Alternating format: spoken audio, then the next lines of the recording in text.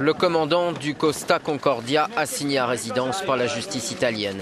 Francesco Schettino était jusque-là en prison à Grosseto. Il est accusé d'avoir provoqué le naufrage de son bateau de croisière vendredi dernier près de l'île du Giglio, au large de la Toscane. Le drame a fait à ce jour au moins 11 morts et une vingtaine de disparus parmi les plus de 4200 personnes présentes sur le navire. Selon l'avocat du commandant, Schettino a démenti avoir abandonné le navire et tardé à organiser les secours. Il a rappelé son rôle dans la direction des opérations après la collision avec le rocher. Selon lui, ce n'est pas seulement son opinion, sa manière d'agir a contribué à sauver des centaines, voire des milliers de vies humaines.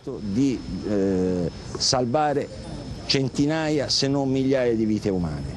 Mais l'enregistrement d'une de ses conversations avec la capitainerie du port au moment de la catastrophe est accablant. Schettino fait croire à son interlocuteur qu'il est à bord alors qu'il a quitté le navire puis il refuse de remonter. Les opérations de recherche se poursuivent comme l'explique le chef des gardes-côtes.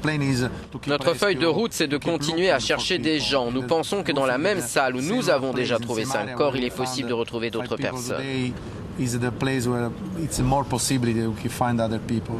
Les plongeurs ont utilisé des microcharges explosives pour progresser dans l'épave et ils ont percé aussi des trous.